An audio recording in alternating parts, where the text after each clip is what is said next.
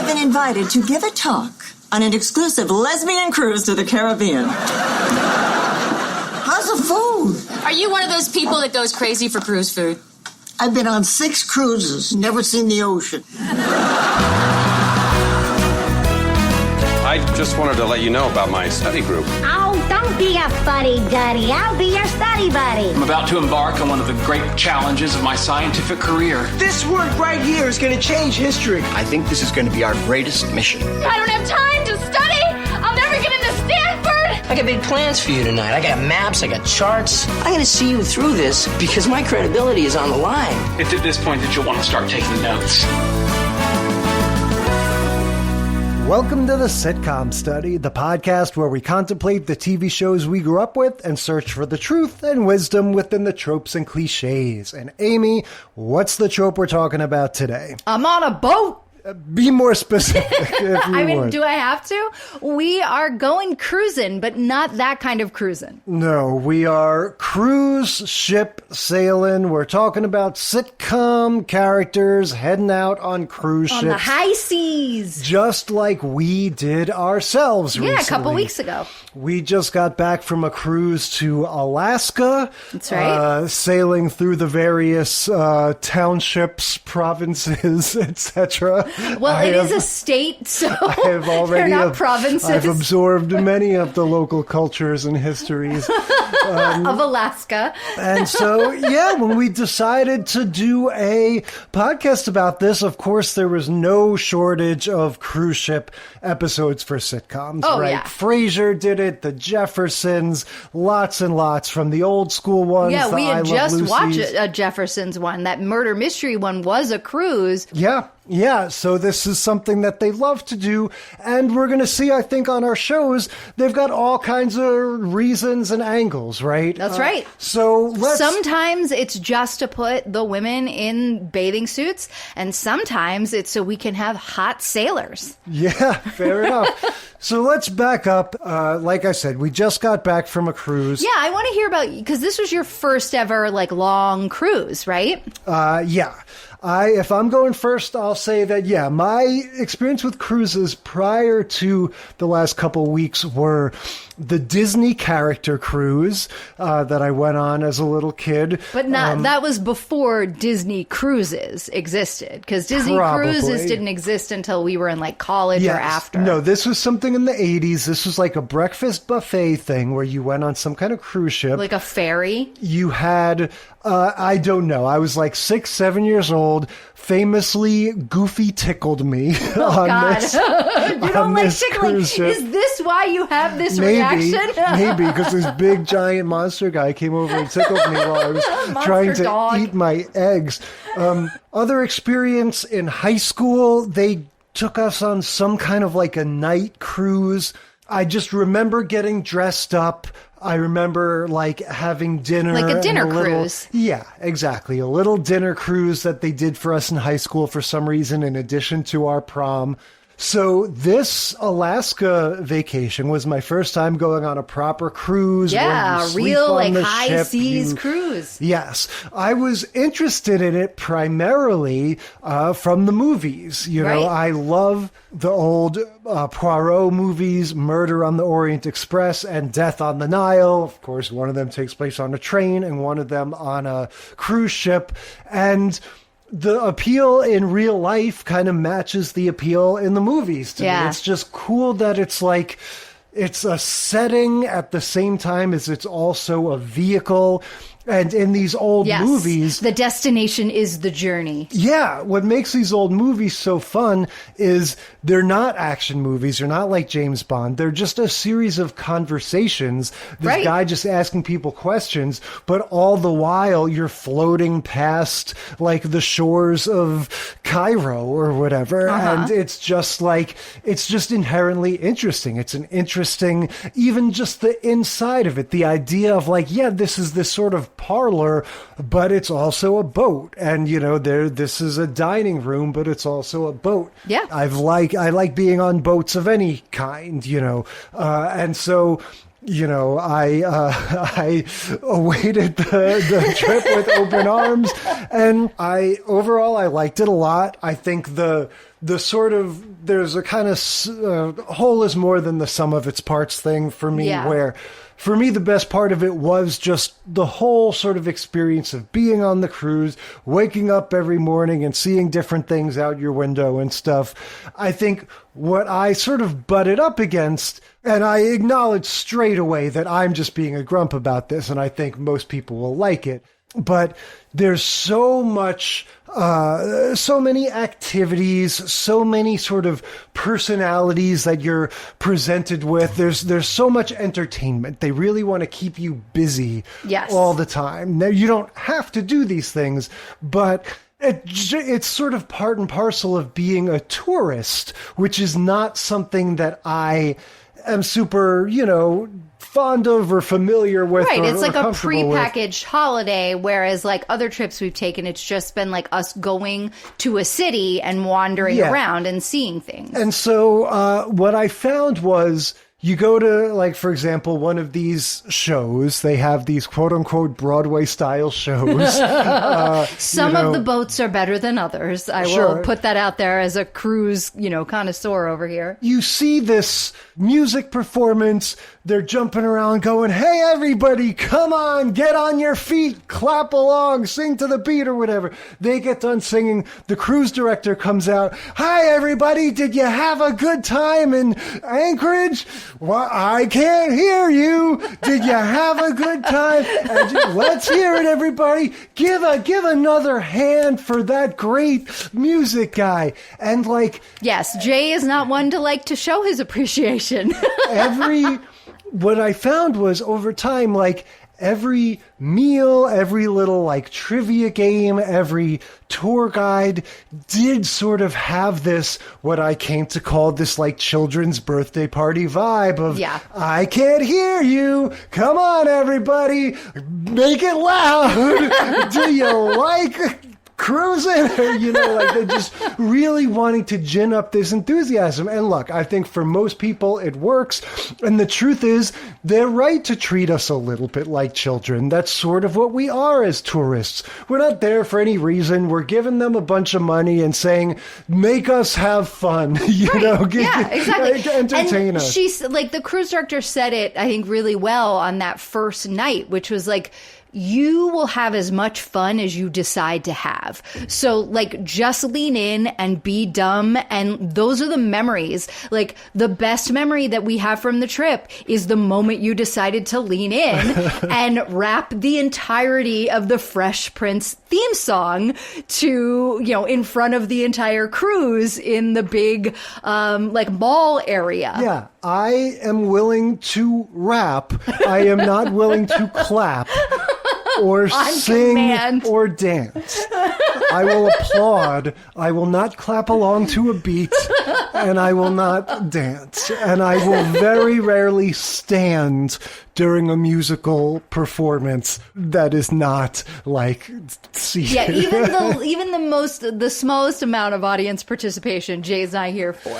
But anyway, I don't think they're wrong, like you're saying, in terms of the lean in, be dumb, let your inhibitions you're go. On vacation. Exactly. This is just you're never going to see any of these people again, except for if you go viral. So have fun. Yeah. But again, for me, and I recognize I'm the grump, I'm in the minority in it, but by the time we were doing our bus tours on day 10, and you've got the guy, the bus tour getting on the mic going, all right, everybody, good morning. I can't hear you. It's just I'm a fucking adult. I'm paying to be here. Let me just sit here and listen to you. You don't have to get me excited to listen to you. But that said, yes, overall, I loved the cruise experience. And it totally makes sense to me why this would be the setting of movies, TV shows, whatever. It's and I wonder, totally. And I wonder if you would like the river cruises in Europe. Those are a lot more the Death on the Nile. Yeah, well, what I'll say is my favorite part of the cruise was when we hit the rocky seas and And all of our family plans were put on hold because everybody was incapacitated. Oh, everybody was fine except me. Well, you and your mom were both, not feeling very well, queasy. And yeah, I discovered that I like when the boats are rocking, and I liked kind of wandering around the boat while everyone else was sort of, running for cover. Grabbing the vomit bags from the ends of the stair railings and running to their room to help whoever it was that was needing them. So you're a more seasoned cruise participant. Do you have anything about cruises going in that you wanted to share before we talk about our shows? I mean, look, you have covered everything. Obviously, anybody who listens to this podcast knows that I'm definitely more of the joiner type and the cheerleader type.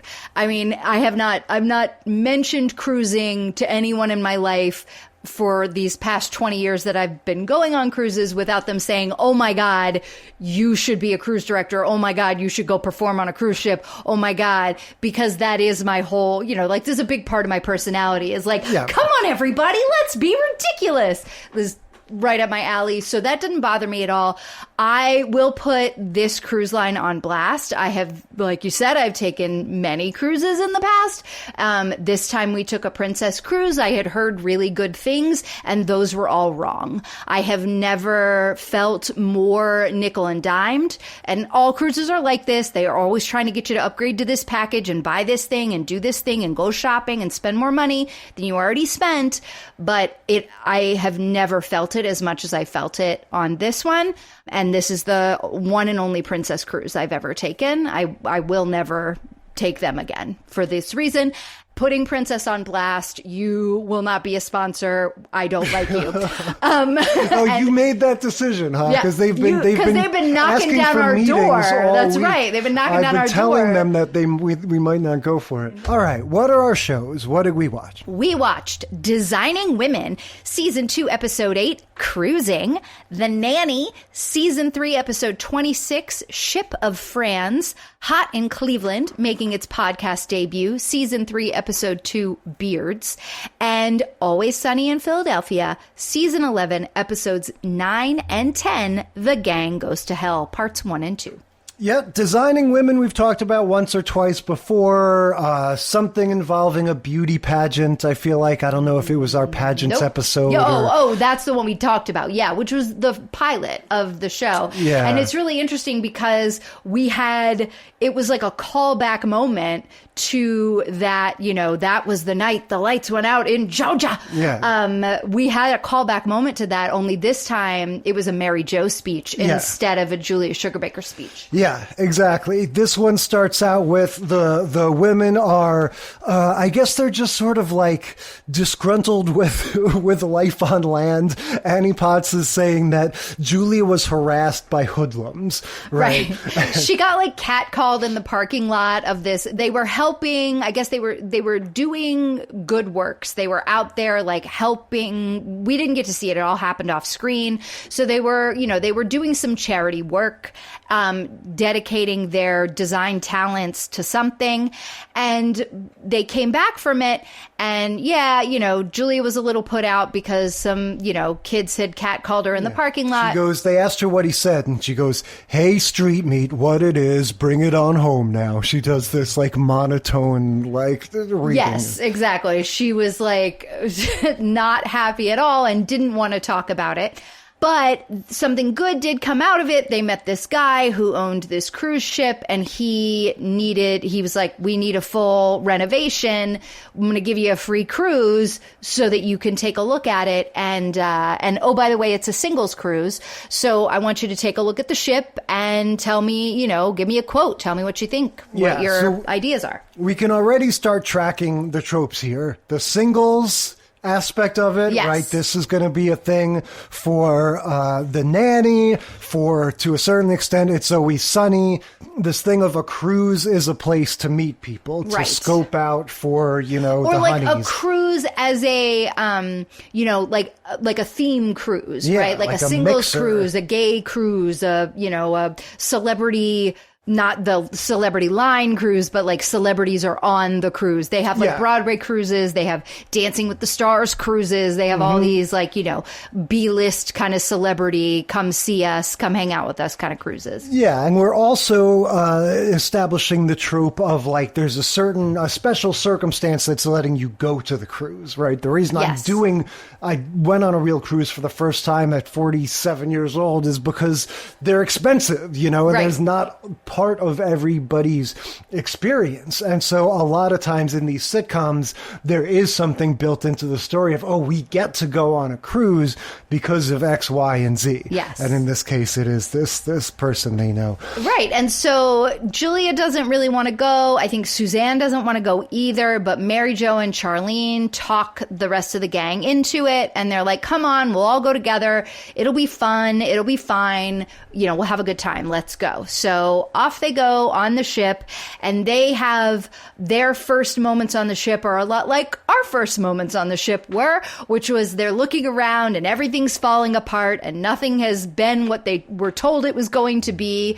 And they are, they get ushered into a bedroom that has 2 bunk beds. Yes. So it's like, 4 beds all stacked on top of each other. And they have a very sassy door, like bellman who's helping them to their, cabin steward who's helping them to their Claude? cabin. Yeah. Okay, let's hang on. Let's pause on Claude for a second. Yeah, their hotel or their cabin rather is like Barton Fink's hotel room. It's just like the wallpaper's peeling. It just like is nasty and implies tenement.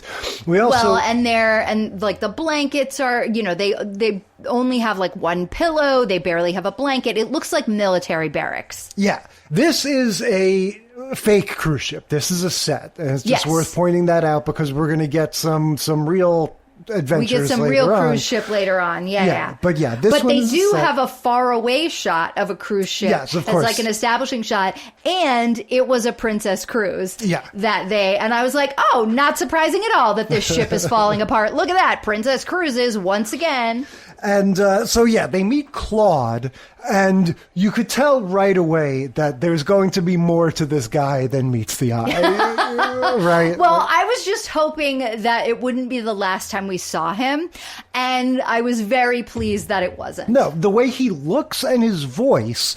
I thought he was just making a meal out of his one little scene. I mean, it was possible, but this guy, if you know what the music composer Danny Elfman looks like, he kind of looks like that. He has a very broad smile. It was a very wide, it was almost like he'd had a facelift, but I don't think he'd had a facelift, like the where your lips get stretched and your mouth is really big. And he has a sort of cartoony voice, like a little like Vincent Price, but also just a little, I don't know, Cheshire Cat. Yeah, he was definitely lilting. He had like and he was very sassy. Yeah, and even his body, the way he carried himself, I'm like, this guy is some sort of like, there's going to be some sort of gender bending or like major something's going to, or something. Well, I'm glad. I didn't predict that, but I was so happy to see it. Yeah. So we established Claude. The whole point of this is they're all on the prowl and they make it like a contest, right? Well, so Suzanne has been, like she always does, that's the one who's played by Delta Burke. She's the former beauty queen. She is Dixie Carter, who plays Julia. She's her younger sister. And so she is, she's the one who's been married 4 times, and she always has rich men and rich husbands and whatever. And Annie Potts' character, her whole deal is that she has gone through a divorce, right? So she's now single. Charlene is always on the prowl. Julia is hooked up. Like, she's got a guy, but she doesn't, it's Hal Holbrook, who's her husband in real life who we don't see very often. Yeah, like it shows up. Yeah, exactly. But so the other three are, and Suzanne goes about her business to like put down Charlene and Mary Jo at every turn, just about how she's so much more beautiful and how the men are all going to be fawning over her. And Mary Jo, who's played by Annie Potts, has just had it. She's like, that's it.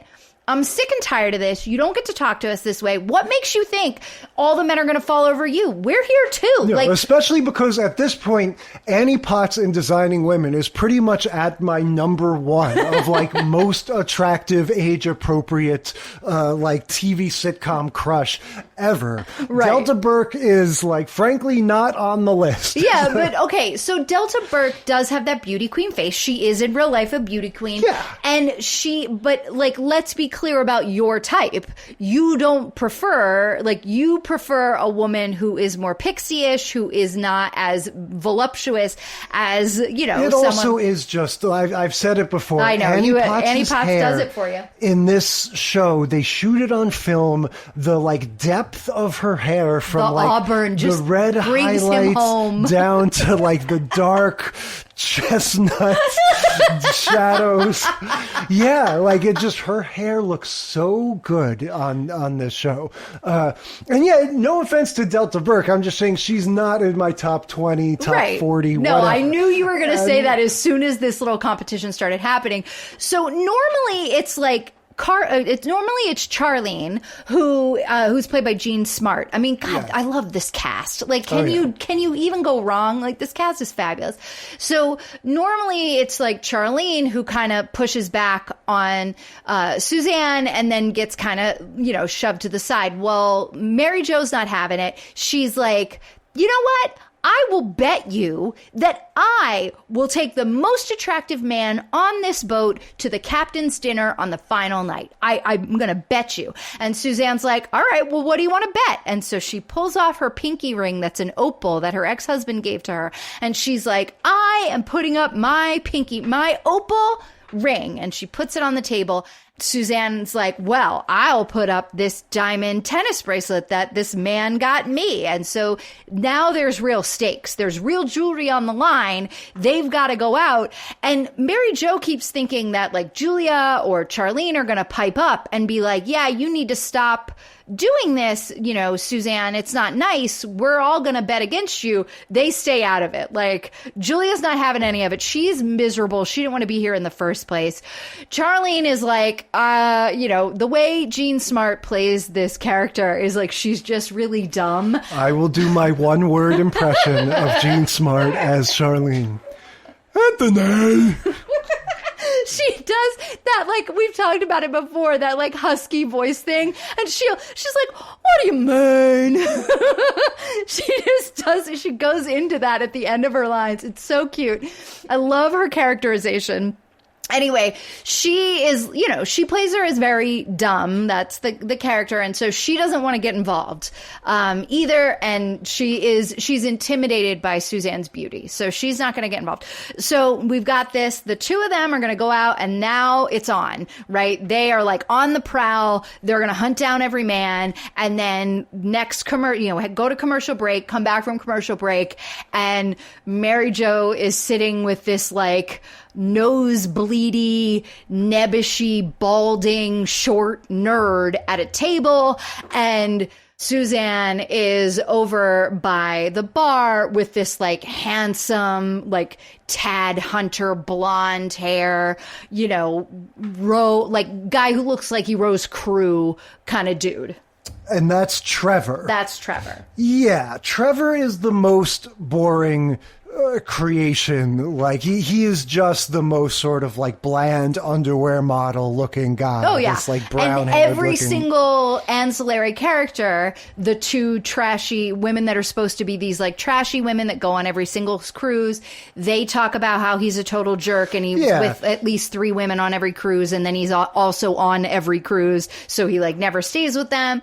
So, like, we all know what Suzanne doesn't know is that he's a dirtbag. The bulk of this takes place in terms of just getting a sense of, like, what is the cruise ship experience on this episode. You know, we've established they have these crappy little cabin rooms, and now most of this is taking place in this open sort of dining room. Yeah, it's like dining room / lounge. dinner, like dinner theater area, because we can't forget Claude is back. Right? Yes. They are at the dinner where this bet is happening, and they make some comment about, oh, I hope our waiter is better than our room steward. And out comes Joan Collins, and it's very clearly, you know, a female impersonator. And then immediately Julia is like, aren't you the man who cleaned out our, you know, who took us to our room earlier? And you know, as Joan Collins, you know, she's like, no, darling. She's like, did you have Claude? He's such a Claude, you know, and like does this whole Joan Collins impression. But yes, obviously it is him. So come to find out. And then he's like, you know, telling them, oh, wait. Just wait for the performance. He's wearing a wig, and Suzanne has lost her wigs, and he makes a point to tell Suzanne, I know you think this looks like your wig, honey, but it's not your wig. It just looks very, very like your wig. Yeah. And so Suzanne's like, oh my God, he stole my wig. And then he's like, wait, I need to change. And so they don't even get their dinner order in, because not only is he the room steward and the waiter, he's also tonight's entertainment. So off he runs to go backstage. Off he runs to go backstage, and he changes, and he comes back out as Betty Davis. Yes. And as Joan Collins, he made some dig against Betty Davis, and then now he's playing Betty Davis. So, okay, this is a real person, obviously. Obviously, yes. This is like a drag performance Yes. that Designing Women, the show, Somebody saw. has decided to like incorporate. Yeah, and it wouldn't surprise me at all if this guy's act is a cruise ship entertainment, you know, of sorts. Well, so more like a New York and San Francisco cabaret act. Sure. Born in 1926, died in 1999. He was basically like, he created the canon of female impersonations for drag culture that exists today. Like Joan Rivers. Exactly. And all of that. So Joan Collins, Betty Davis, like so many of his characters, we saw both of them. He did a Mae West, he did a Carol Channing, a Gloria Swanson, like so many of the performers that, I mean, now obviously there's a lot more divas, more recent divas that they do, but still this was like canon, right? And so his real life name is Charles Pierce. Hated the term drag queen, preferred to be called a male actress. Okay. So, but again, this is like, he's from a different time when like these were not things. So like definitely, you know, this might be a person who would have like a, you know, like that cabaret performer that I love to go see now, Justin Vivian Bond, who also performs as Kiki. Like, but you know, I think that's kind of in the same sort of vein. Like there wasn't I'm gender fluid thing that existed when this guy was growing up in the 30s and the 20s and 30s and 40s. So like he's created that for himself. And so Dixie Carter was a huge fan, and friend, and invited him on to the show. You know, she was a producer on this show. And so invited him onto the show, and he got to do all the things, several of his characters. Really lovely. Yeah, you can tell his whole, because he does his actual act. Like, it's like a little bit of like a very loose he's like, there's only room act for one bitch on this stage when he's doing the Betty Davis. You could tell it does nowadays, you know, it does come across as very much like drag performance 1.0. This sort of like, you know, he's making these little quips about the old-timey divas, and the, you know, the Designing Women are all cracking up, and it is just, again, it's lovely, and, you know, clearly this guy is iconic, but it is just so, like, again, a moment in time, capturing a moment in time. Yeah, you know, it's absolutely. like, this is late 80s, and it's already, you know, this is jokes for the older crowd, you know, at this time. But it was wild to see, yes. And No, I loved every minute of it as like, just like you're talking about, as like this throwback, and then of course, you know, I look him up and I'm like, what's the deal? And come to find out that this whole idea of female impersonation, he was one of the people that really got it started, you know, in that like drag culture, even though he's like, please don't call me a drag queen. I just think that's so cool. Yeah. Then we have that commercial break, we come back and we see that the bet isn't going Mary Jo's way. Yeah, we have various gentlemen of leisure that are sort of flirting with all of them. You know, we're spending more time in this sort of open area, and we see all these various guys in their pastel-y Miami Vice type colors. Broad, like wide collar, sort of leisure suit Larry looking thing. Lots of lavender and beige and yellows and things, and flowery shirts and ties and whatnot. And there's the toupee and Hawaiian shirt guy. He gives a speech about how he's like, he isn't ashamed of his choices or something after Mary Jo like rejects him, I guess. Julia and Mary Jo both reject him, and you know, because Mary Jo's like, hey, do you think this guy knows somebody that might be attractive? Yeah. That's what she keeps saying to like the not attractive guys that are hitting on her. Yeah, exactly right. He gives a speech. At some point, they go back to their room. Eventually, like, yeah, Mary Jo is saying everyone's got someone but me, you know, because she's having a hard time. And what's-her-face, Suzanne, has doubled down on Trevor. Right? She's like, I'm going to spend the whole night with Trevor. Well, so we don't see her. We don't even see her. Yeah. Like, we don't know that. We see her with Trevor, and then we go back to their stateroom. Right. Like, they were all still asleep. Everybody, you know, you had that music, and it was like, time has passed. And so Suzanne comes in, turns the lights on, sings a song, and Julia's like, how dare you stay out all night? That's not very appropriate of you. And that's when we find out from Suzanne that she's like, oh my gosh, I'm going to marry him. Like, he's great. I love Trevor. And none of them, you know, Mary Jo kind of at this point they've all heard that this guy is a dirtbag, but they don't say anything. They're like, who knows? Maybe he, you know, everybody changes for Suzanne. Everybody loves Suzanne. So maybe they are going to be. So Mary Jo gets in a huff again and storms off to breakfast. And so it's like just her and I think Charlene is there, and then two of the guys are there, and the two women that are like the makeup artist trashy ladies that are on every there cruise. Are these like, at first I thought they were maybe sex workers or just sort of like not so classy dames. Right, yeah, they're just not so classy ladies. And so they're just supposed to be like the cruise ship regulars that are like always on the prowl for the new guys. Exactly. And so so Mary Jo's at breakfast, and these people are all the people at her table, and one by one they all leave, and all that's left is her and Trevor. And Trevor is like, let's not talk about Suzanne. I don't even want to hear anything about her. I'm so into you. Yeah, straight up overlapping trope. Your boyfriend hit on me. Yes. Right? It's simple, open and shut case. You know, he's just this lechy dude. And, you know, when she starts saying, oh, but what about Suzanne? She really likes you. I don't think you should be saying that. He's like, Suzanne, she's a big cornball.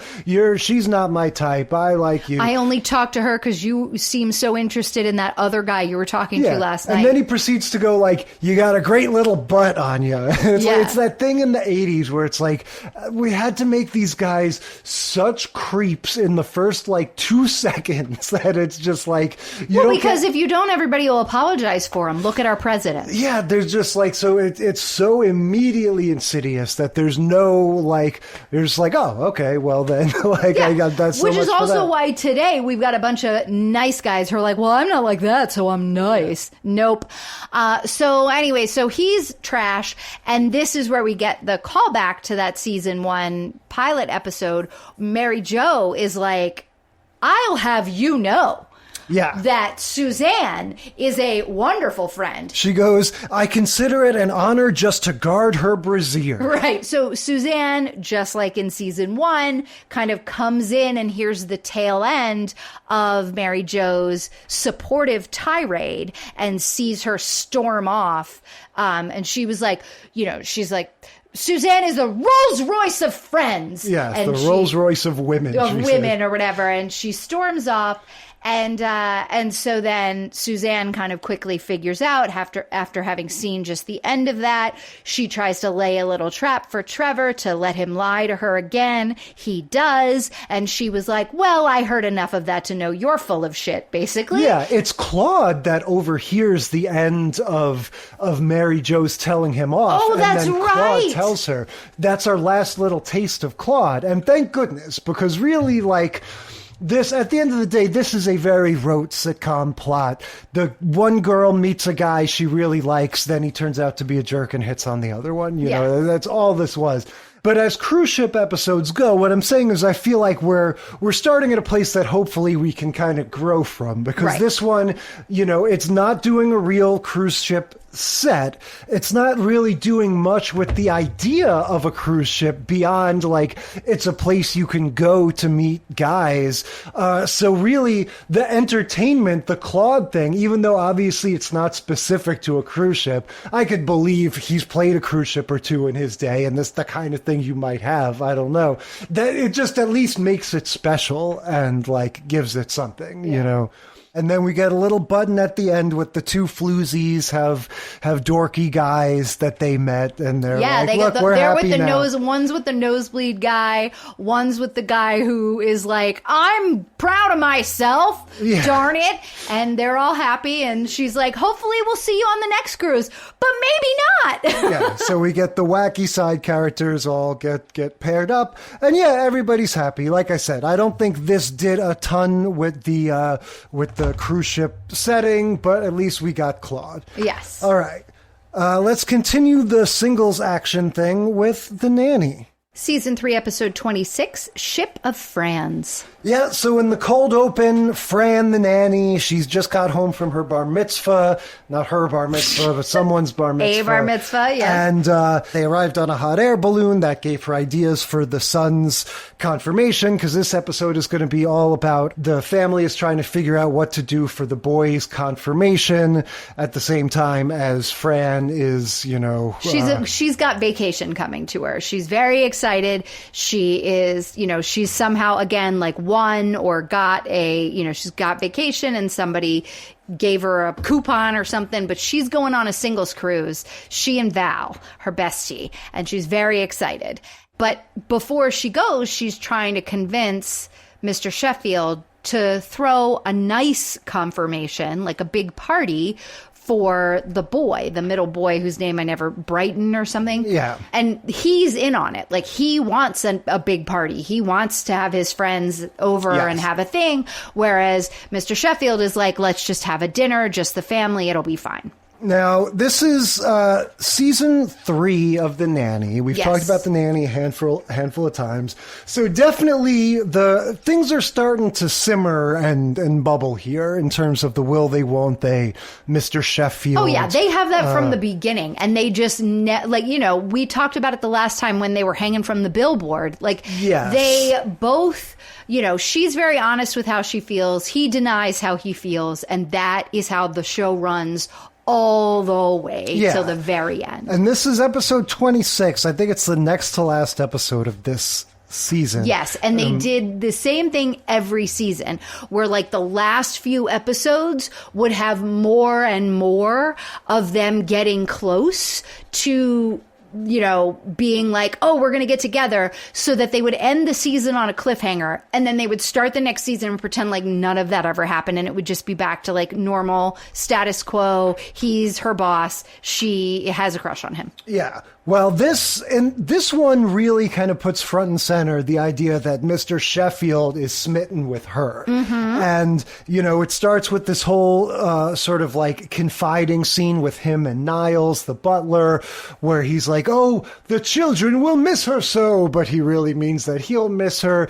And the whole crux of this episode is going to be that he takes the family on the cruise. And invites her parents and her grandma as well, so that way it'll spoil her ability to meet a man. Yeah, and just like follows her around the whole time. And so he's really in full on, he's like Ross at the worst like Ross, weirdo, possessive, schmo mode. Like, he's very different than the other Nanny episodes we've seen, where this guy kind of had it together and was doing his own thing, and Fran was kind of falling over herself. Yeah, and this making mistakes and like making an ass of herself because she likes it. And this one, Mr. Sheffield is being like a schmuck. Like, and they were doing this. Like, I was noticing how broad, and I didn't remember this so much in the last episode we watched, but in this episode for sure,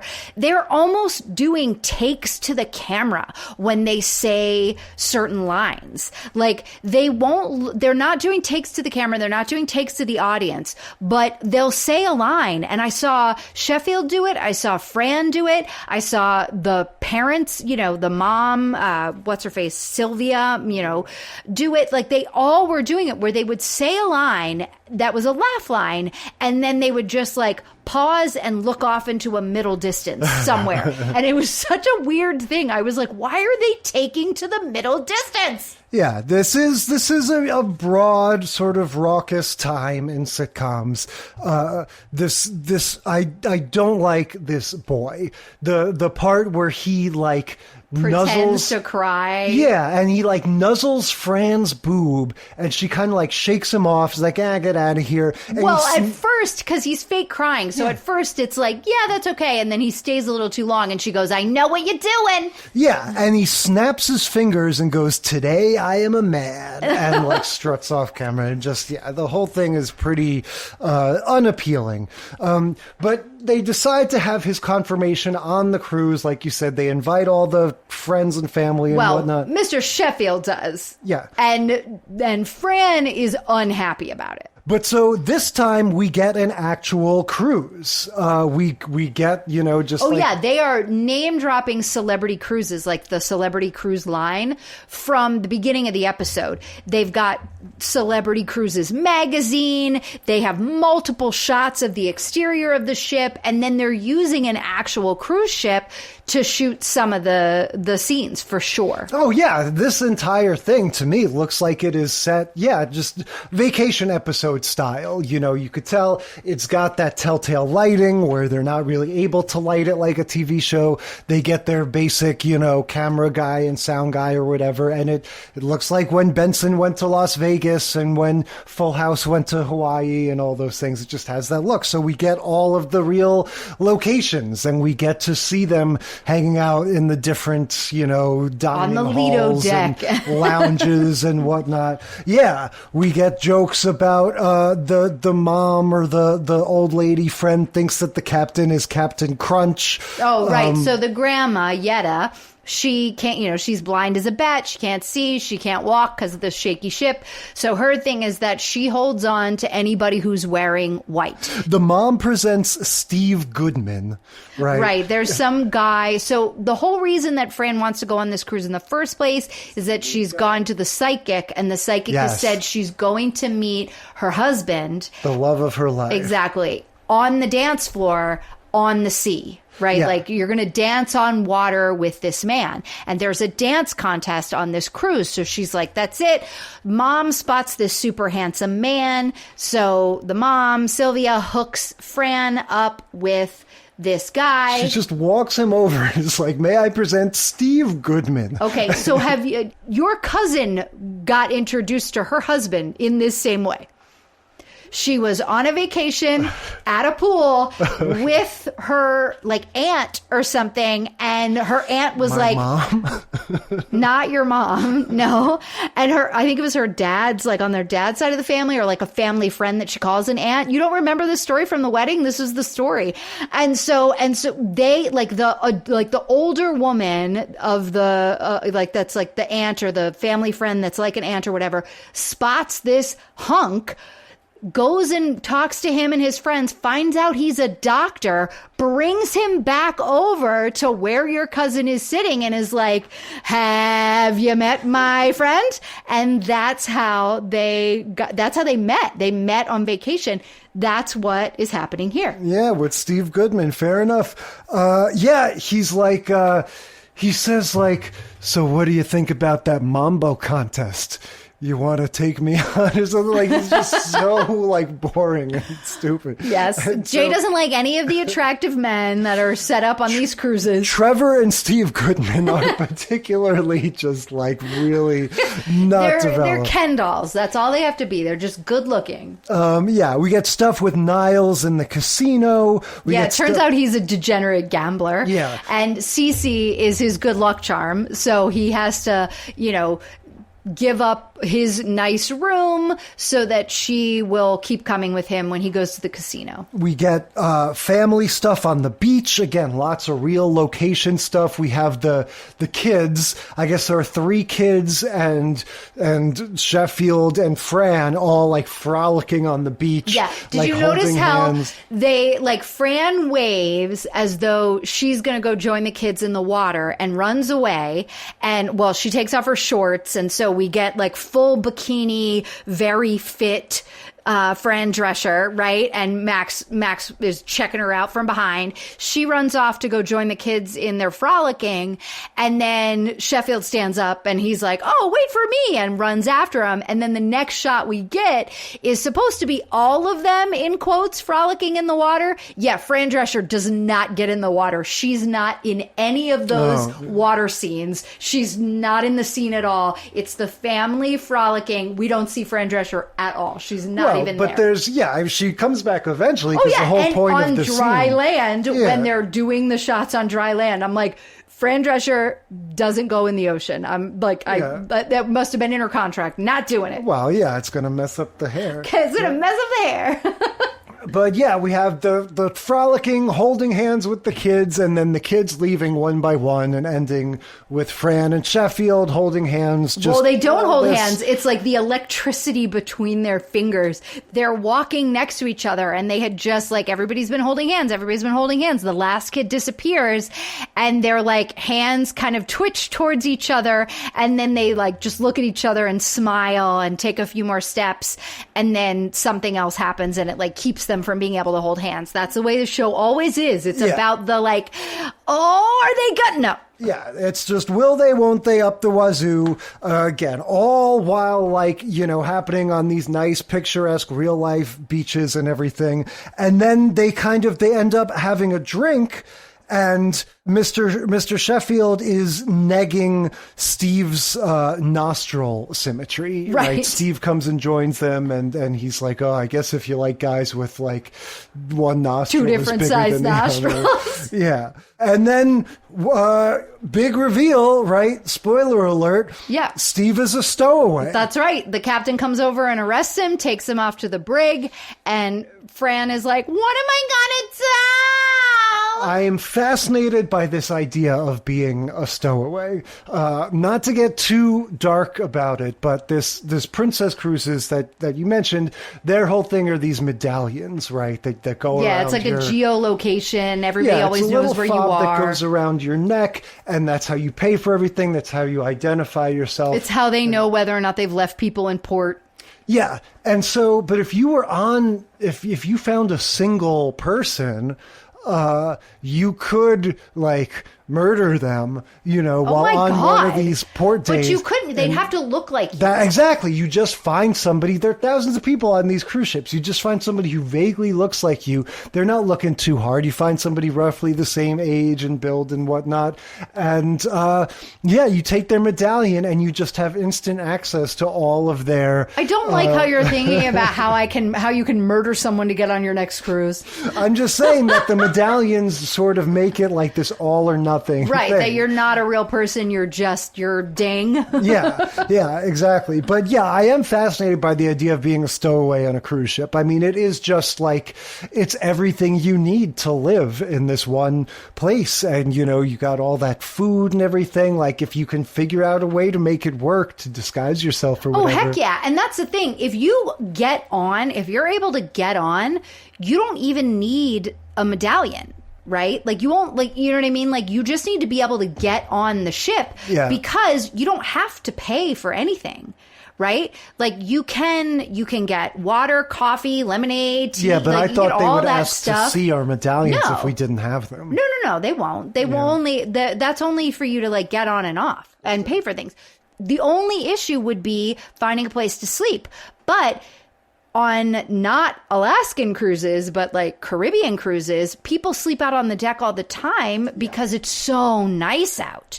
You know, it's warm and the sea breeze and you can hear the ocean and it feels really nice. So like, I think absolutely it would be sort of, you know, romantical kind of. So maybe fun that's to what I'm find a saying way. is that I don't like all of the like planned activities on the cruise. I would like the thrill of not paying next time we go and trying to stow away and see if we end up I know a few people that still galley. do work on cruise ships that still have entertainer contracts, so we'll see if we can hook you up. Fair enough. And this ends with an extended Fran and Mr. Sheffield choreo sequence, this full dance number with them on some disco. Talk about a moment in time, right? When this happens, so of course, you know, she gets stood up because the captain arrests the guy that was gonna be the love of her life, that she was gonna dance with.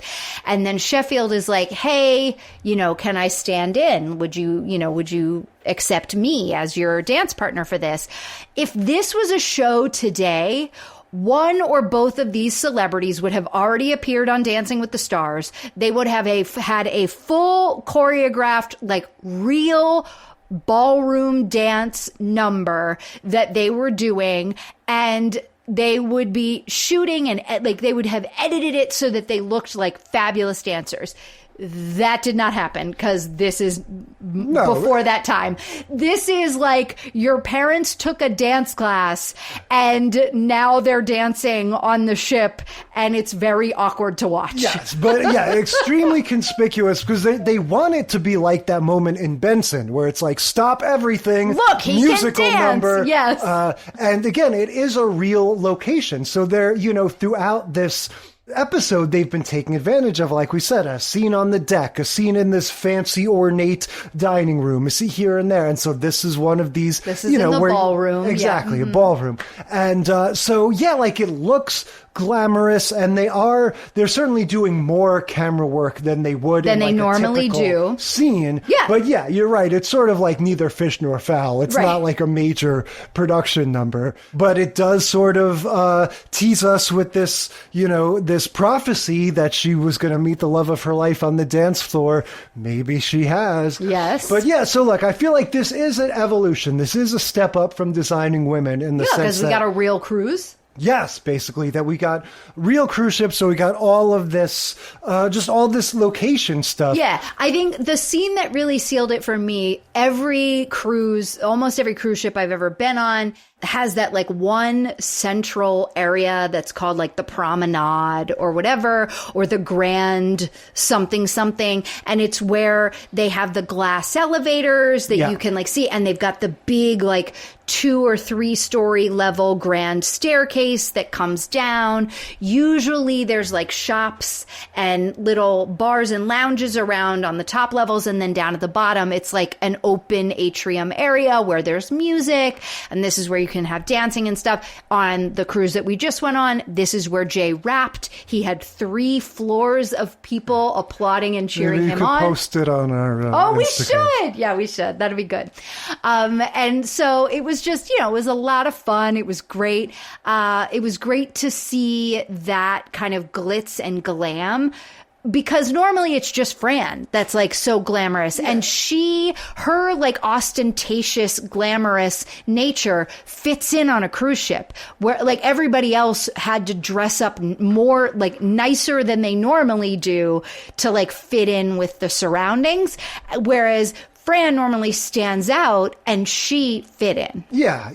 And it's unfortunate that you sort of like, it's almost like a trade-off. You get all of this production value from the setting itself, because the cruise ship itself is just like it's like a set, yeah. This extremely elaborate, ornate setting. Sure, with it has all like these an things. artistic designer, for that reason. Which you would never have all that on a sitcom set. On the other hand, sitcoms at this time, when they had to do this, like we keep saying, they have to use this crappy portable video equipment, and so like it doesn't capture it in a flattering way. It just looks like the somebody's video is vacation grainier. video. Yeah, exactly. Yeah, so it's a little bit of like you pick your poison. But yeah, at the end of the day, this episode is just another one of their will they won't they stories. The cruise ship element of it, similar to Designing Women, it was a place that she went, cruising for guys. It could have just as well been some fancy restaurant or hotel or something. The cruise ship doesn't serve as a character. Is that what you're saying? Well, I'm saying it doesn't serve as a key plot element, but it does serve as a really interesting setting. I would say the setting, I think, allows for the other like random cast of characters to be there, Yeah. What we don't have this time is like in Designing Women, all the random like bald accountants and stuff. No, because we have the entire cast goes on the cruise ship. Yeah. All right. Let's move on to Hot in Cleveland. Season 3, Episode 2, Beards. Yeah, so I remember this being on subway ads in the 2010s. I remember this coming out. I remember this was part of the overall Betty White-essence that had sort of swept the world for decades, really. Well, it kind of, that was the thing. It was like, this was sort of in that moment of her resurgence there in her late 80s, early 90s. Yeah. And so I never saw it. I was not really taking in new sitcoms at that time. I feel like it was on one of those like secondary cable channels or something. It was on TV Land, which is what Nick at Night became. Like Nickelodeon spun off their Nick at Night franchise thing into its own network called TV Land. This was the smartest show. First of all, it was their very first scripted, like, original programming on TV Land. TV Land only played, Donna Reed, all the old shows that, like, we love, right?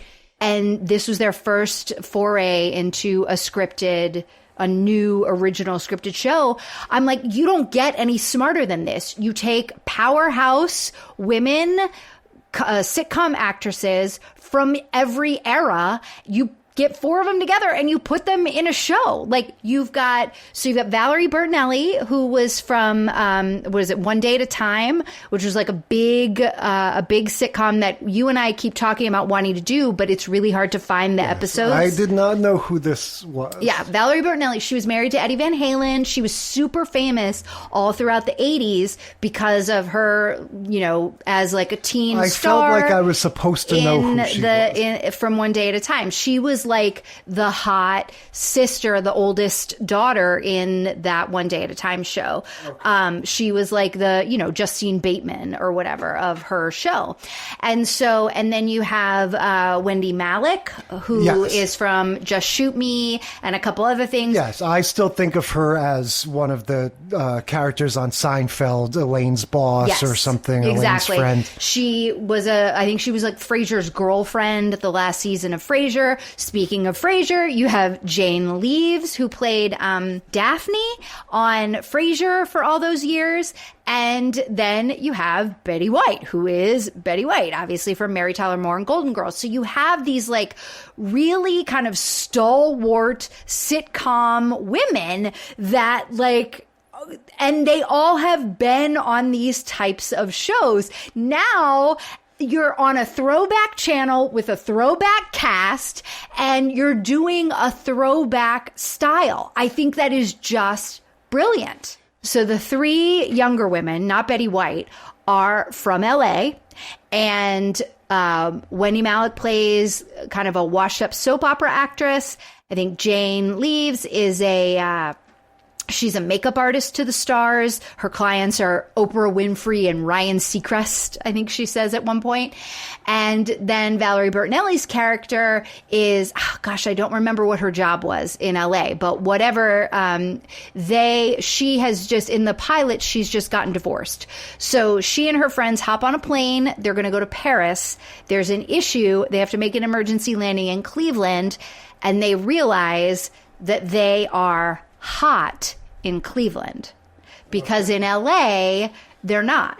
Yeah. Right? So like, I'm an LA 4, but I'm a Cleveland 10. So we're hot in Cleveland.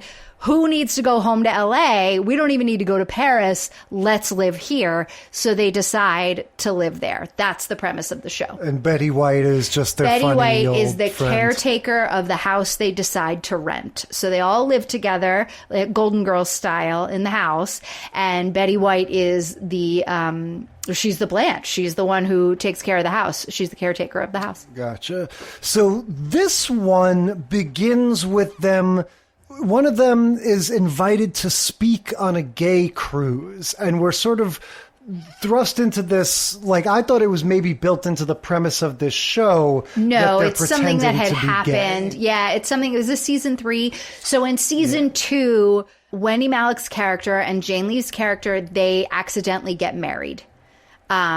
They are like drunk in Canada and they get married. And so that's been this like ongoing thing. Well, so Wendy Malick's character keeps trying to find a way back into Hollywood. And because, she was an award-winning daytime actress, then she was like, all right, well, I'm going to become this celebrity spokesperson for being a lesbian. She's like, I'm going to be, the next like cool gay. And so she's been using this accidental marriage as like a real thing. She's been writing articles.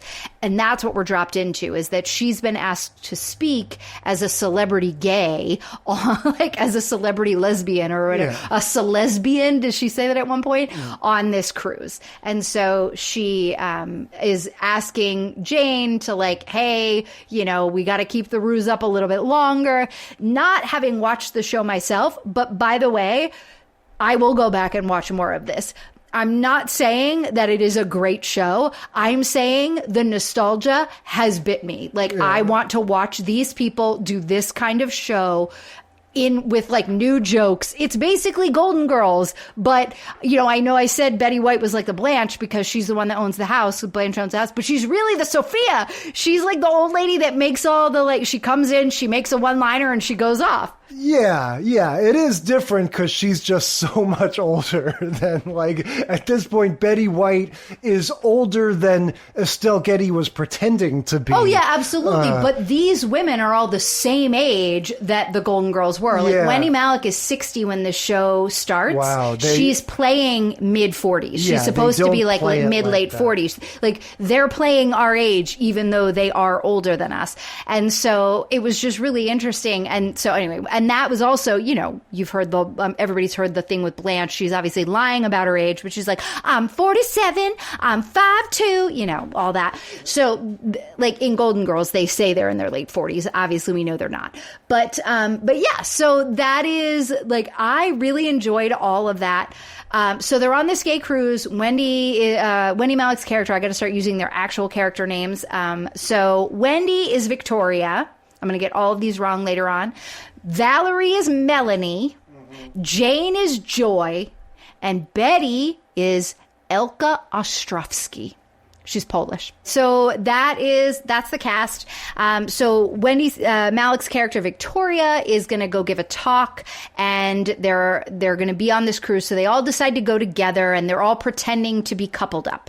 Yeah, this is another one where they get to go because of this hookup, that's sort of built into the premise. Right. It's like, because I'm pretending to be this gay, guru or whatever, like we can all go. They ask Betty White, if she's gay, she says, I'm gay for heat, right? Because I guess that thing is like their heat is broken and they were very something. cold, yes, and it was winter in Cleveland, so she's like, I'll be gay for heat, let's go. We're sort of taking a step back in that this is a fake cruise set with a green screen exterior. Yeah. So they make a point of saying Hot in Cleveland is shot in front of a live audience, so that's good. We're getting a nice old-fashioned multicam sitcom shot in front of a live audience in the 21st century. That's a fun throwback. Yes, and can I say this audience loves Wendy Malick? Like, well, they love Betty White too. Sure, but you're supposed to. But Wendy Malick gets as big or bigger, like, the whole show stops at least 3 times for her laugh lines. And twice they catch her off guard. And she kind of like, sort of, you see her sort of almost like look to the audience and then is like, no, wait, I'm in a scene. Like it's so funny. She is very funny. And I watched more of, I never watched this show before. And I did watch more of Just Shoot Me back in the day. And she was always fine, but her part was so small and it wasn't like she was a one-liner character. It wasn't like, I just didn't realize that she's got comedic timing for days. Yeah, she's good and they're all good. And then just to add into this talent pool, yes, as we get onto the cruise and the sort of plot gets going, the plot thickens. We find that Melanie's sister, played by none other than Laura San Giacomo, is that how you say it? Mm-hmm. 80s actress from Pretty Woman. Who was in Just Shoot Me with Wendy Malick. Okay, there you go. And that is another key to this show. So this show, that's what they do. Almost all of their recurring cast are other sitcom actors who were in other things. You've got Wayne Knight, Carl Reiner, Susan Lucci, Huey Lewis, Joe Jonas, Jennifer Love Hewitt, John Mahoney, and it goes on and on. Georgia Engel, who was like the ditzy one in Mary Tyler Moore. And it's all these people, Dave Foley, all of these guys, all these folks that had been, Heather Locklear, that had been in sitcoms. Tim Daly, who I know you don't like, but I do. And that's just the recurring cast. Then they had guest stars. Mary Tyler Moore and Betty White end up in jail together at the beginning of season 2. That's their shtick. They are just like, every episode, somebody is going to show up that is recognizable from a sitcom that you watched back in the day, and it's going to make you happy. Yeah, all right, fair enough. In this one, it's Laura San Giacomo. And Sandra Bernhard. Yes. She is gay for real. Her girlfriend is Sandra Bernhard. I'm saying the character she plays in the show is gay for real. I don't know Laura's Valerie personal Bertinelli's character's sister. Yeah, so now they've got this ruse that, I guess we're meant to understand that these sisters are like sort of semi-estranged. They don't have the best relationship. Right. And so Laura San Giacomo's like, Melanie, you're gay like me? Great. Now we can be friends and have a good relationship.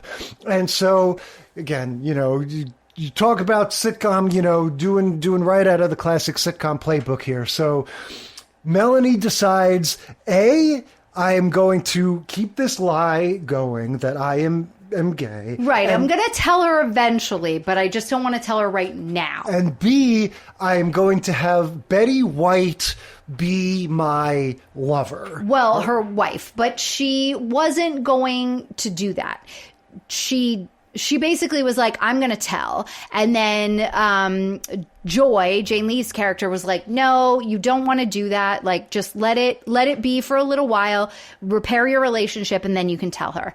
So the unforced error to me is announcing that Betty White, this 92-year-old lady, is my wife. That's what makes it very silly. And they sit down and have this whole awkward conversation at the dining hall. They're at the bar. And how does this work or whatever? Sandra Bernhard hits on Valerie Bertinelli's character after Betty White takes off because they've announced some shrimp buffet that's open. So she's like, see you later, lover. You can't keep me from the shrimps. And she runs off. And then Laura San Giacomo's character is like, I need more information.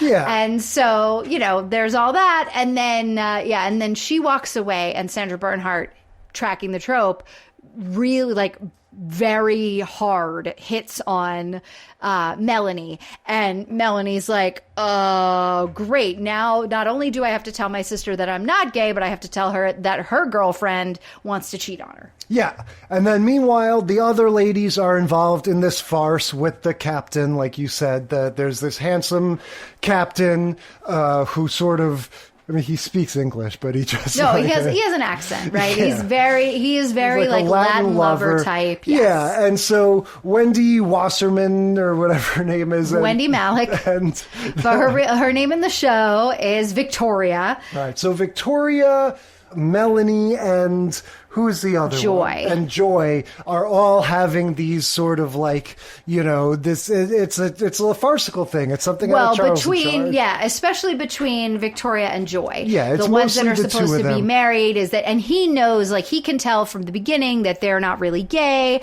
And so he's like putting himself in situations where they can hit on him. And then Melanie, Valerie Bertinelli's character, finds herself alone with him, and she's like, and she hits on him, and he goes, I have to draw the line somewhere. And she's like heartbroken. She's all rejected. And that's when she turns around, and her sister's standing there, and she's like, you're not gay. What the hell? Yeah. And that's it. Your classic sitcom. Everything comes out, and they sit down and they have their little heart-to-heart talk. Yeah, right? Exactly. And then the other story of the other lie that's being kept is the other fake lesbian relationship, right? Yeah.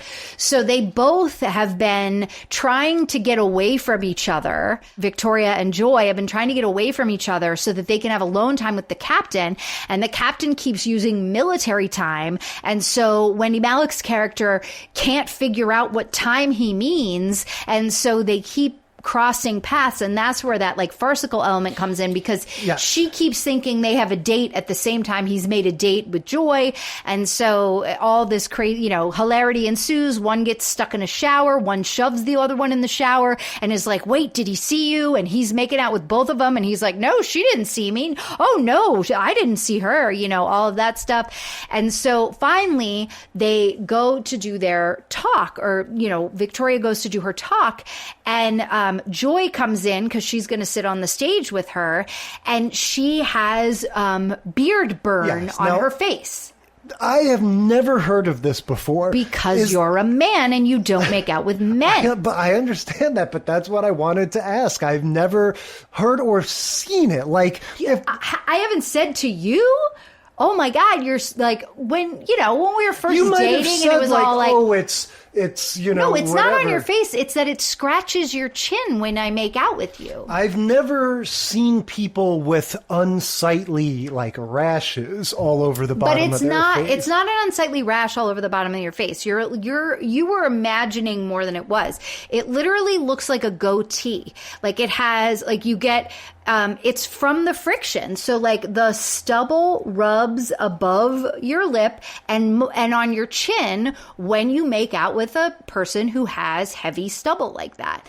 And that's definitely happened, I think, in our relationship. So that's so funny. But yeah, especially like, when it's early days and it's super hot and heavy, like for sure. And you're like making out for hours. Like now it's like, please stop. But like, I think so that's what happened. And that's totally a thing. Beard burn. Yes. Yeah. So the telltale beard burn gives them away. They have this conversation on the hot mic. They confess the whole thing, right? They're fighting. They're like, hey, you made out with the captain. Oh, you have beard burn. You made out with the captain. And it turns out there's a hot mic. So Melanie is out in the crowd hearing it. She texts them. And then Victoria reads the text like while still on the hot mic. And so it's just like, oh my gosh. And so then they all come out and Victoria has to own up to like, yes, I was absolutely using this, marriage, this sham marriage as a way to get back into Hollywood and, amp up my celebrity profile again. I'm sorry. I shouldn't have done that. And she's like apologizing. Everybody's filming. And so, it's going to be a big scandal and she's all that. And so, that's where the show ends. Yeah. And so for me, this was pretty confusing. Like I said, I had sort of surmised that this was part of the premise of the show, that they were pretending to be gay or something like that. And so that this was all unraveling now is like, okay, I guess they're not doing that anymore. Yeah, I mean, this one really kind of used the cruise aspect the least, honestly, right? Like this could have been some sort of just like any event, really. Yeah, I mean, it's that they're all kept together, that they're all like, they only have this little circle of people that they're going to keep bumping into over and over again, just like we did on our cruise, where it was like the same, annoying farting guy kept sitting behind me on every single bus. Yeah, but at the core of this is, she's pretending to be gay. She reunites with her sister under this false premise, and they have to, she has to come clean. It's these have they end up closer than they were before. That was like the nice part of the episode, and then the funny was the Jane and Wendy. Yeah, but of all of these stories, I just feel like the cruise is the least essential for this one. This is more, it's more about her sister. It didn't even play as much of a setting as it did in the other ones. You know what I mean? They weren't using it like, oh, now look, we're at this like gala dining room. Exactly. It was just like they were there for this talk, and so they were gonna, eventually there was this talk. Yeah, it's shot in front of a live audience, so they had the green screen stuff to do the moving outdoors once in a while, but a lot of it was just in bedrooms that didn't, that didn't even have anything. All right, we're finishing it up with It's Always Sunny in Philadelphia. Season 11, episodes 9 and 10, The Gang Goes to Hell, part 1 and 2. Yeah, so we've talked about Always Sunny a handful of times. This is season 11, but it's probably only like halfway through their total run at this point. But we're back on a live cruise ship. This is right from the start. They waste no time on this show. This is one of those that had like 12 minutes of commercials, I feel like, when they showed it on FX. And so just right at the very first shot, they're on the cruise ship. They're talking about, Mac is talking about God's plan. It's a dry cruise. Right. So this is, I think, in this season, each of them kind of have a thing that they are like do every season that becomes like the long, the thing throughout the season. Mac in particular is like, he always has a mission. Right. Exactly. And so in this season, he's found God. That's what this is, all about. So he's been all about God, and he left his old church to join this new church because they seemed, like more like his style and more open. And then he finds out midway through this cruise that they're a church that like allows gays. And so he's like questioning his faith because, God doesn't love gays, so how can these people be Christian and all of this? But so he's brought the gang on this cruise as like a detox. Like, you need to get right with God. You don't have to pray with me, although I think you should pray with me, but like, this is why you're here. No booze, no, carousing, none of your normal nonsense. You can't get into any shenanigans. You are just going to enjoy this cruise and be here with some other Christians. And Dee is like, I don't care about the Christians, but I'm just glad to have a vacation away from all of you. And then at every turn, yeah, well, everyone has to sort of give up, like, Dee has to, like subside her rage, and Dennis has to, like, give up his lust or something. Right. Like, they're all sort of, like, and then, taking a break from their different, and then gluttony sins. For Danny DeVito and Charlie. Frank. Yeah. And so, of course, all of them, except for Mac, Dennis, Charlie, Dee, and Frank, are all drinking beer out of a suitcase that they've brought. Is Mac drinking too? No, Mac's not drinking. Right. He's off to the side with his Christian friends. Right. He's gone to Bible study, and he's like, I'll see you guys there in a little while. And they're like, probably not.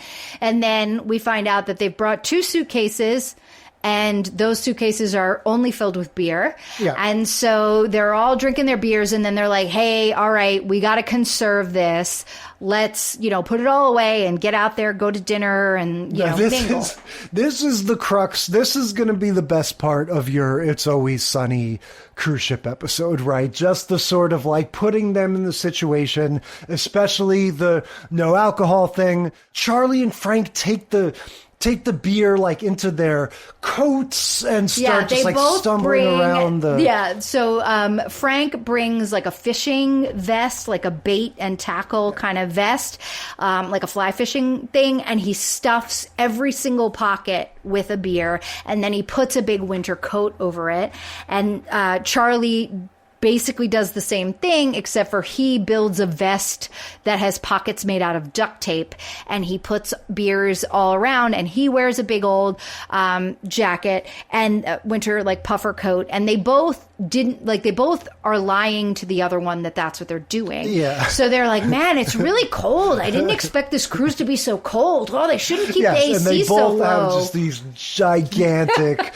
coats. Right. Like they look like Jabba the Hutt. Yeah, exactly. They look like they're wearing those like blow up sumo suits. You know, it's like bubbled up all around them. It's very funny.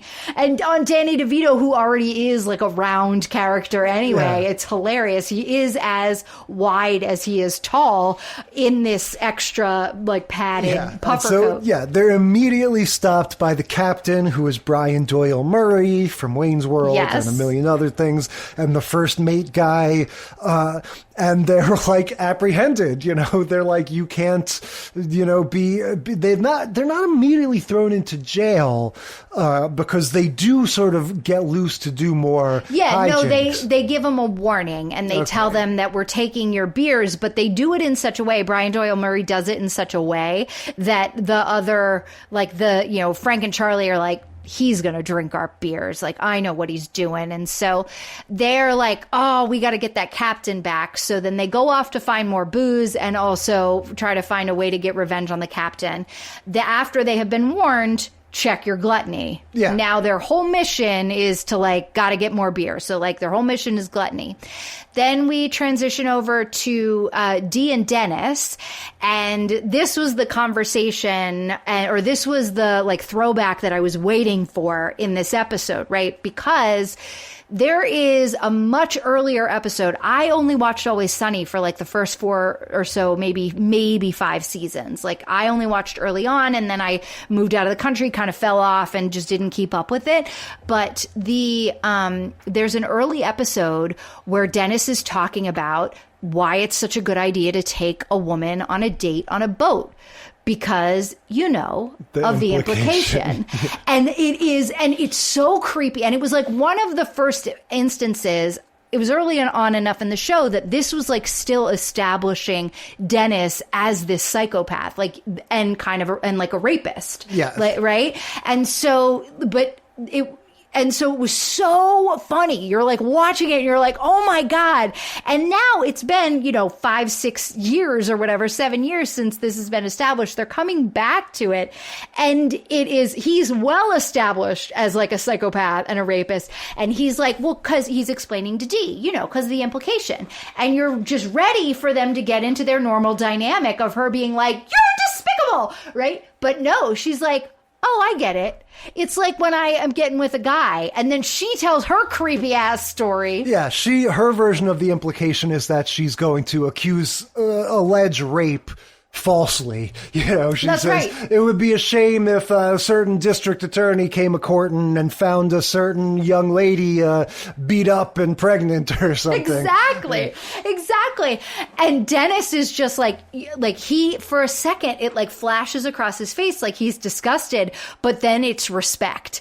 And so, Glenn Howerton is so good at that, like letting a thought like dance through his eyes and have like a micro expression.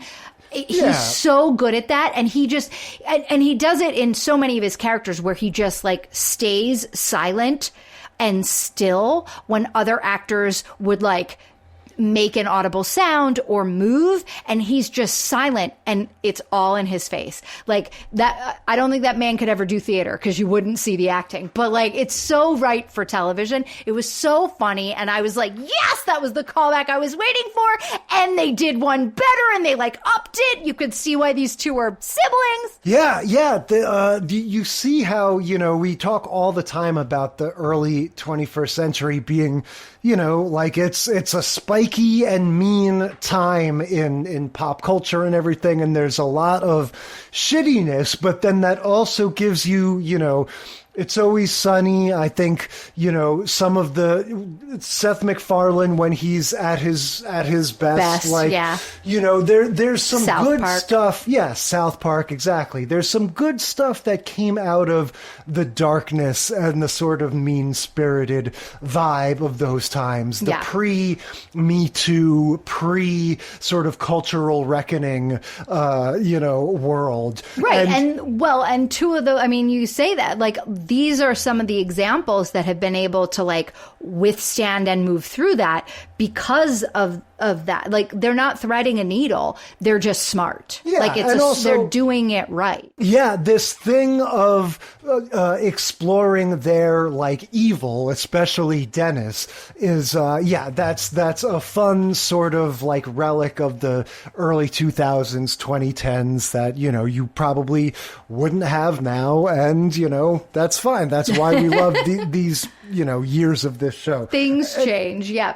Anyway, he gets to actually corner this young woman and give this whole crazy so rambling gross. speech. That's later on. Yeah. We've got so this is a 2-episode arc. So it starts off where they're, the gang is all in white robes and they're in the white light and they're like, I know you're going to judge us, but just like withhold it's a judgment. framing device that's Right. making us think they're like at the gates of heaven or something. Exactly. And the episodes are called The Gang Goes to Hell.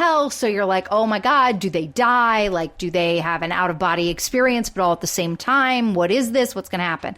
So, yes, throughout the 2 episodes, after this implication throwback conversation, Dennis keeps coming up to Dee being like, this girl. And she, like, this is a girl who is one of these, she's probably like 19, 20, but she's one of these 19 or 20-year-old girls that looks like she's maybe 14. Yeah. Like, she has a very young look. You can tell that they didn't actually hire a child to play this part, and that's great. But it's also like, oh wow, no, she does have that like very young look. So he, and everyone's like, dude, she's like 12. That's so gross. And he's like, yeah, she just keeps flaunting it in front of me. And this girl is like, doesn't even know he's alive, but he doesn't realize his own obsession with her.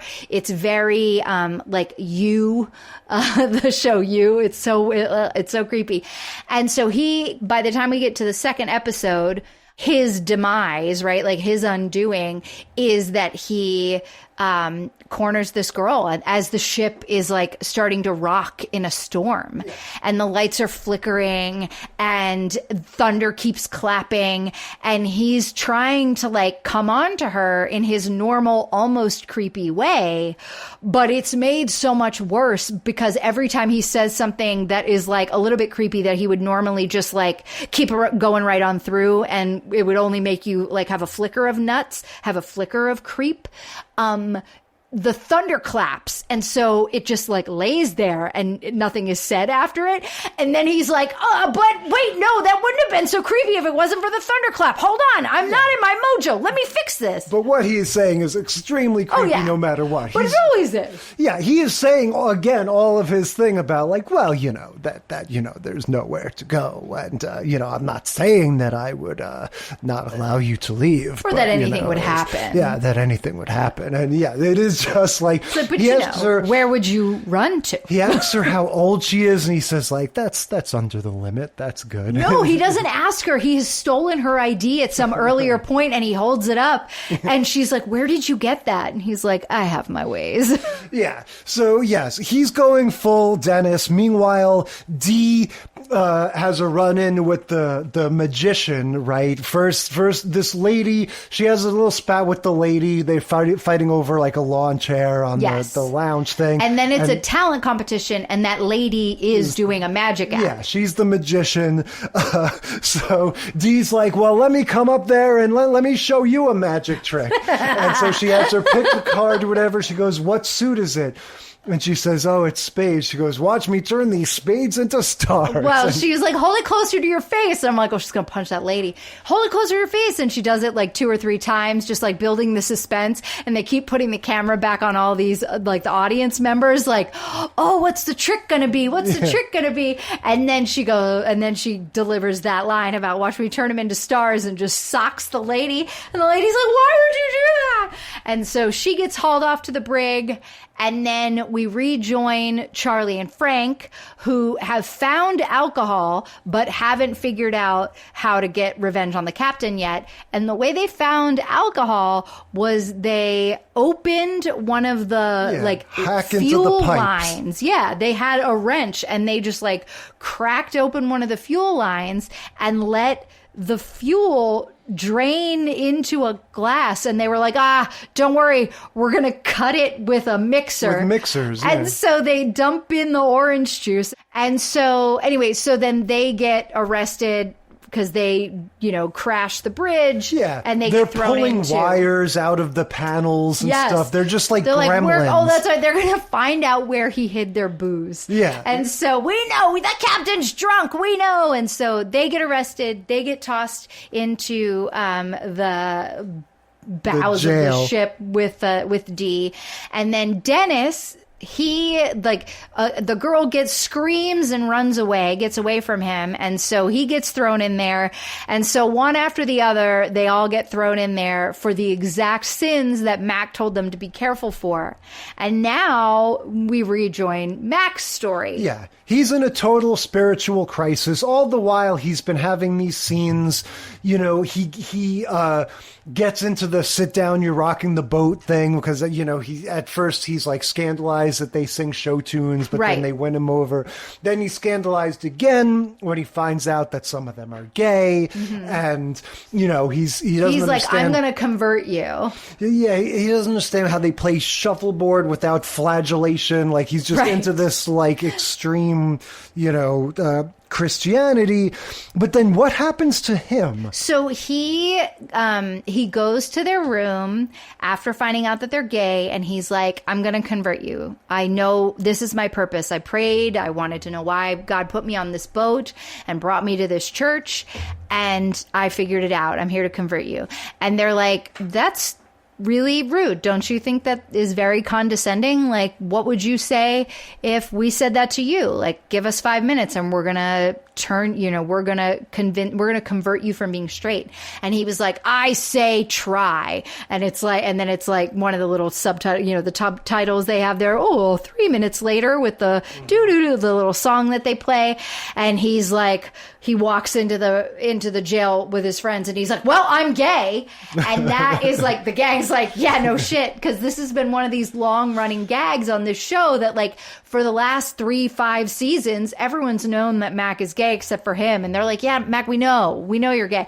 And it's the first time he's ever said it. So this is like, a season finale or something. It was like, it is the I was going to say, cause this is like big, oh my God, Mac has finally come out.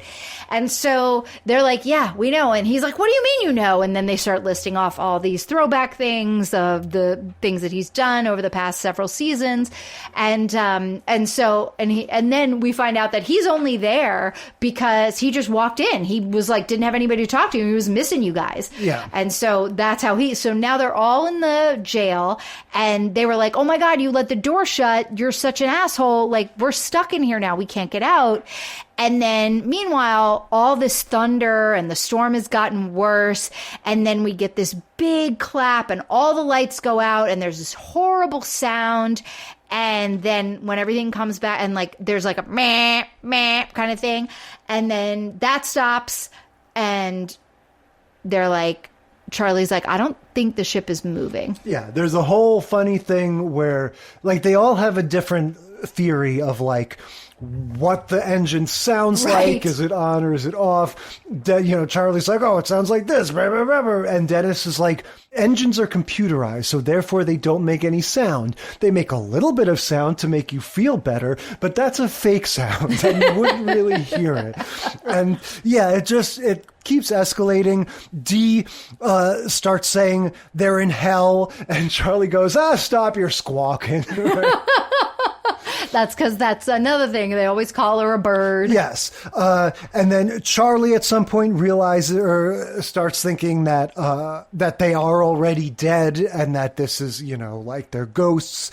They all do impressions at one point. Right. He shoots himself in the head with a flare gun to prove that they are already dead. Yes. And then comes to and is like, what the hell? But so throughout all these montages that are, there's like the montage of them doing the boat sounds. Then there's all the other like little arguments that like take time. Yeah. We find out that they argued about the boat sounds for 4 hours. So then that's when they realize, the boat Charlie must be right because the boat hasn't moved. We definitely would be in Costa Rica or wherever they were trying to go by now. So something actually is wrong. That's when Charlie does the whole freak out thing, shoots himself in the head. More time passes. He wakes up from his coma, and then the boat turns on its side. Yeah, Titanic style. We get a whole, clockwise, whole revolving set, and starts filling with water. This whole ending, it gets pretty intense. Oh, yeah. The thing fills with water, and, like we said, this is the second part of this 2-part season finale. They've been showing these clips of them in the white robes talking in the white void. And so they're sort of preparing you for like, this is going to be some sort of otherworldly thing. The gang dies. Yeah, they're going to die and then get reborn or who knows what. And so as this thing is filling with water and they like one by one go underneath and like sink to the bottom, and they just film them, the whole gang underwater. Like, it really makes you contemplate drowning, and Danny DeVito almost drowned filming this scene. Gee.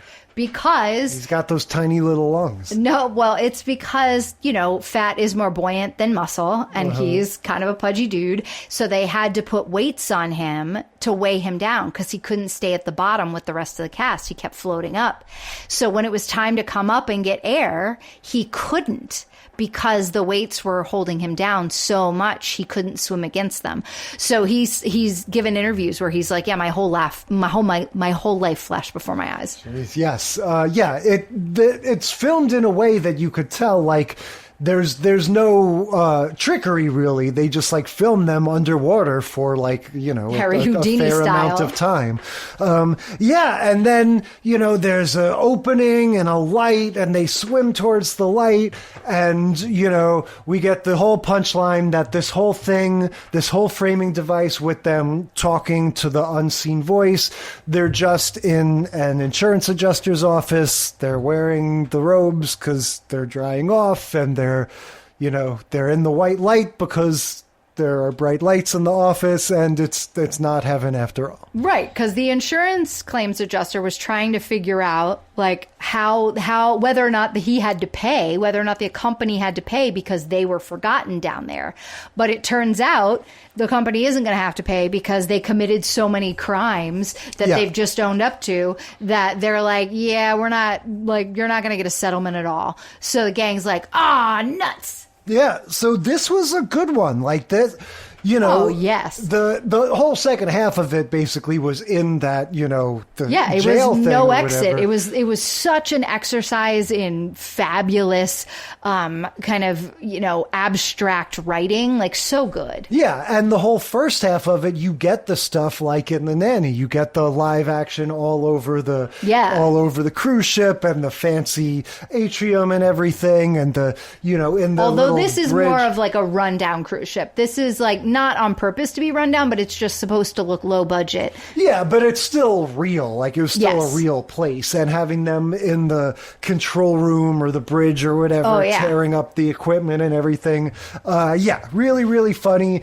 And yeah, I mean, look, it uses the cruise ship element, you know, more than any of them, I would say, because you have all the snobs versus slobs type stuff in the first half. And then drowning at the bottom of a cruise ship is a pretty organic way to use that premise. So what do we think? Overall, lots of different cruise ship adventures. Okay, I loved this lineup. I was not expecting this lineup to be as fun as it was. I feel like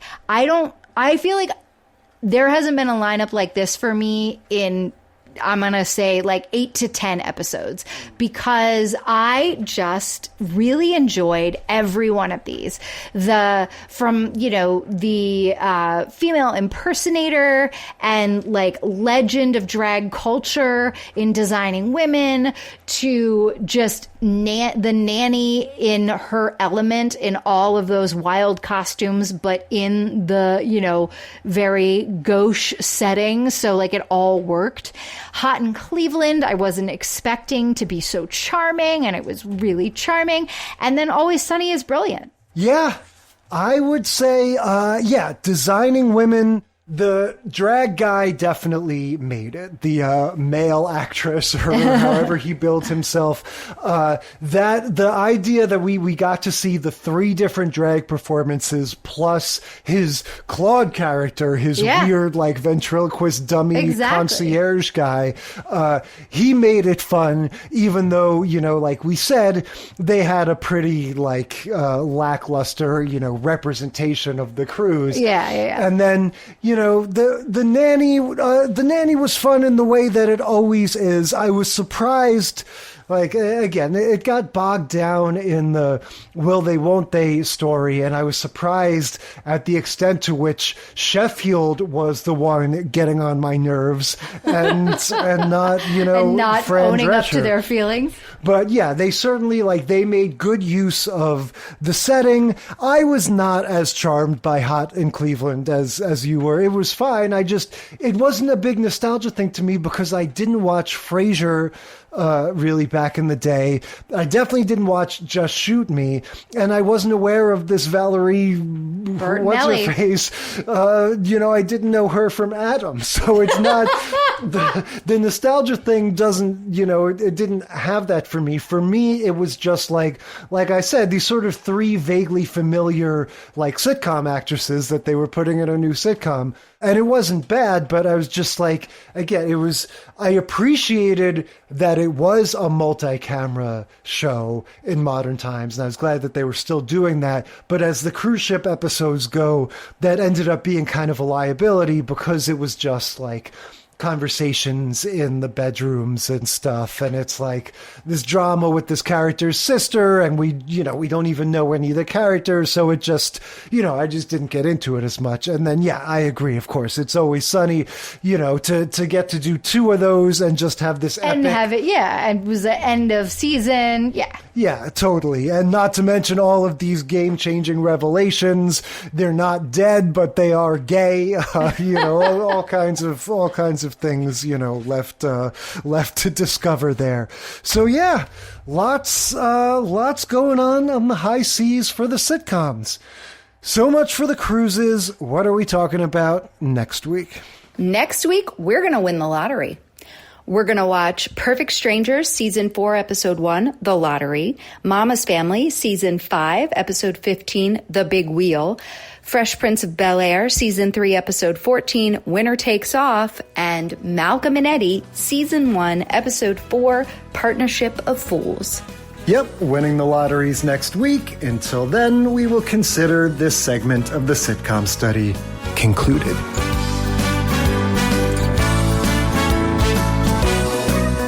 Thank you for listening to the Sitcom Study. Tell us what you think or share your own TV tropes and topic ideas by sending a self-addressed stamped email to sitcomstudypodcast@gmail.com or find us on Facebook or Instagram. And if you like the show, consider leaving a rating or review on your podcast app. It helps us boost those precious Nielsen ratings. The sitcom study is recorded in front of a live studio dog.